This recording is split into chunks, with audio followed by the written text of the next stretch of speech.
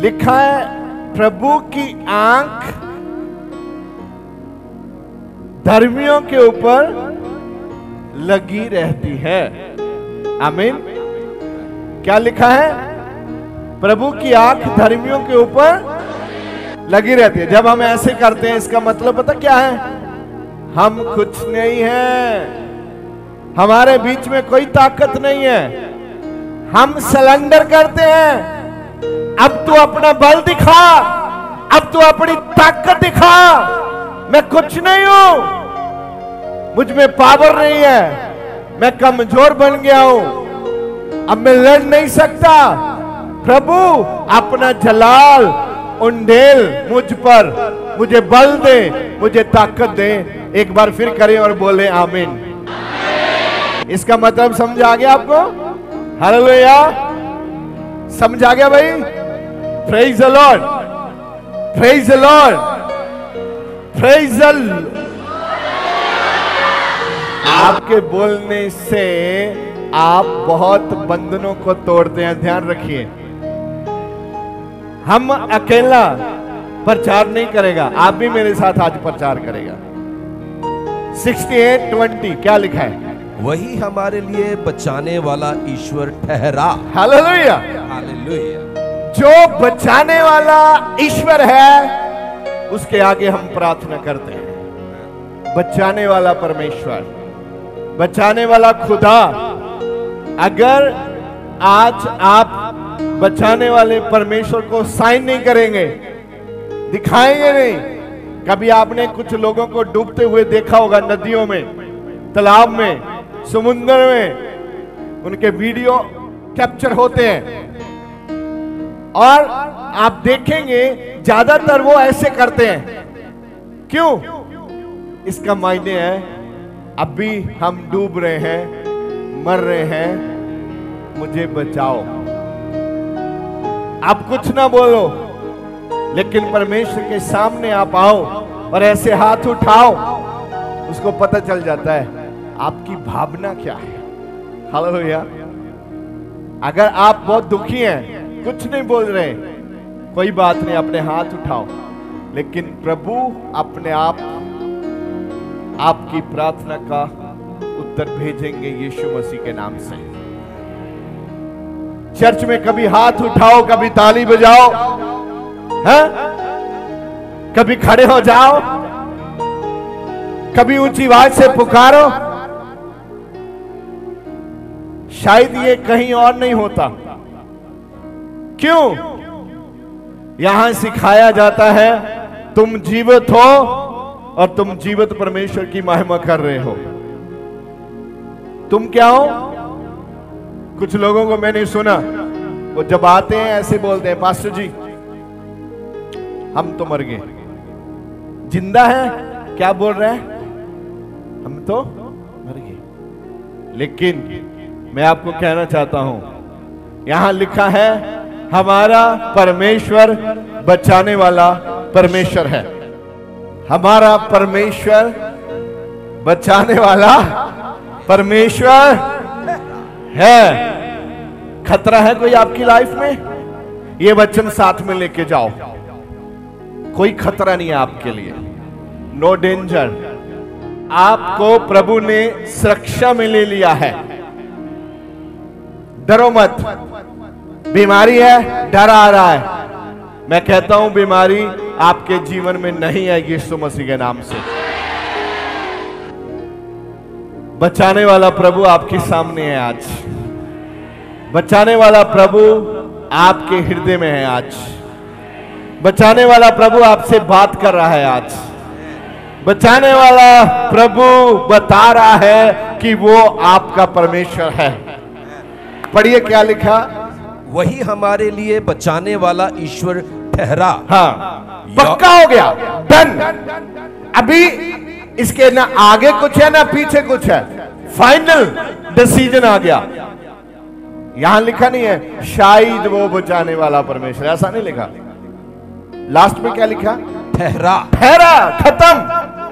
अब कोई सवाल जवाब यहां नहीं है। मैंने पहले बोला था आपके सवालों के जवाब मिलेंगे आज। अगर आप ढूंढ रहे हैं तो पकड़ो। खुदा का वचन कहता है वो आपके बचाने वाला परमेश्वर ठहरा है, बस खत्म। और ना कुछ आगे ना पीछे, वो ही परमेश्वर है, उसके बिना और कोई भी परमेश्वर नहीं है।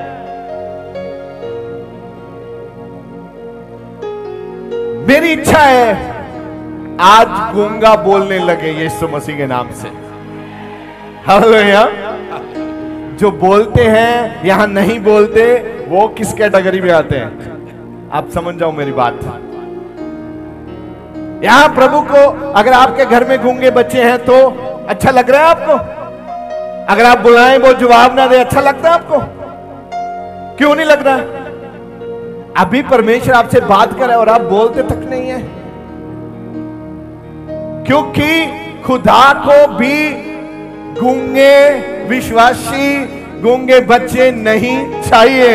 हालेलुया। उसको बहरे भी नहीं चाहिए जो सुनते नहीं है। अगर आपके घर में कोई बच्चा है जिसको सुनाई नहीं देता, क्या आप खुश होंगे? आप खाना बाद में खाएंगे, पहले उसको डॉक्टर के पास लेके जाएंगे। डॉक्टर साहब देखिए प्लीज, इसको मैंने कल 20 बार बुलाया, इसने देखा ही नहीं, लगता है इसको सुनाई नहीं देता। आज मैं कहना चाहता हूं, आज बहरे और गूंगे जिस किसी भी छाया के नीचे हैं, यीशु मसीह के नाम से आजाद हो जाएं। आज बोलने लगे, आज सुनने लगे। आज अगर फिर भी किसी को बोलने के लिए, सुनने के लिए परेशानी आए, तो पहले डॉक्टर उसके कान में मशीन देता है। एक परिवार यहां इस चर्च के मेंबर हैं, उसके बच्चे को कम सुनाई देता था, डॉक्टर ने उसके मशीन लगा दी, तो वो बच्चा मशीन लगा नहीं रहा। उसके मां पे लेके आए, पास्टर जी इसको समझाओ, ये कान में मशीन लगाए ताकि इसे सुनाई दे। मैंने जैसे ही उसको पलट के देखा, उसने पहले बोला मुझे शर्म आती है मशीन लगाने से। बोलो, अगर आप नहीं सुनेंगे मैं आज मशीन लगा दूंगा फिर आपकी। आप शर्मिंदगी के लिए नहीं है, आप कभी शर्मिंदा नहीं होंगे अगर आप प्रभु के पीछे चलेंगे तो। हाँ, अगर आप आमीन बोलेंगे, इसका मतलब क्या है? सुनिए ध्यान से, आमीन का मतलब क्या है भाई? आमीन का मतलब है जो मैंने सुना है, जो वेदी से प्रभु के दास ने बोला है, मैं उस पर विश्वास करता हूं, वो मेरे साथ मेरे जीवन में आए। ना बोलने का मतलब है मैं इस पे विश्वास नहीं करता, ये मुझे नहीं चाहिए।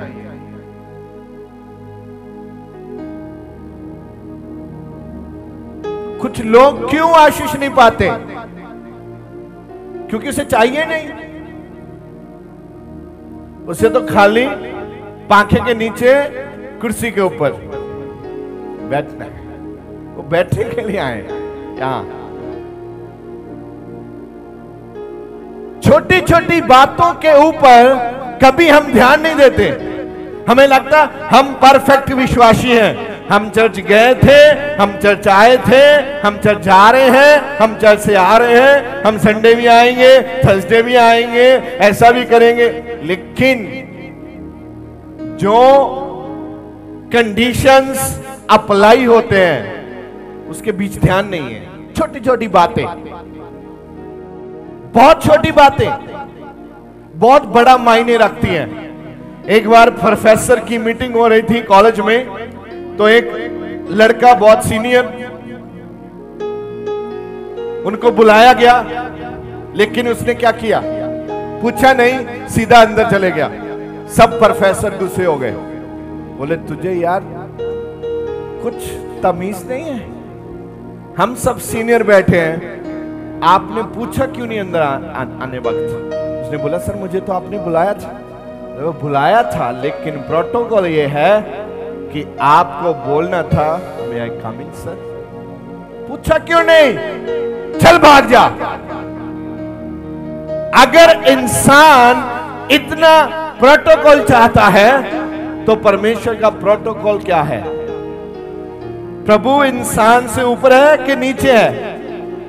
हेलो, ऊपर है, तो उसका ऑनर भी आदमी से बड़ा होना चाहिए, उसका ऑनर आदमी से ज्यादा होना चाहिए।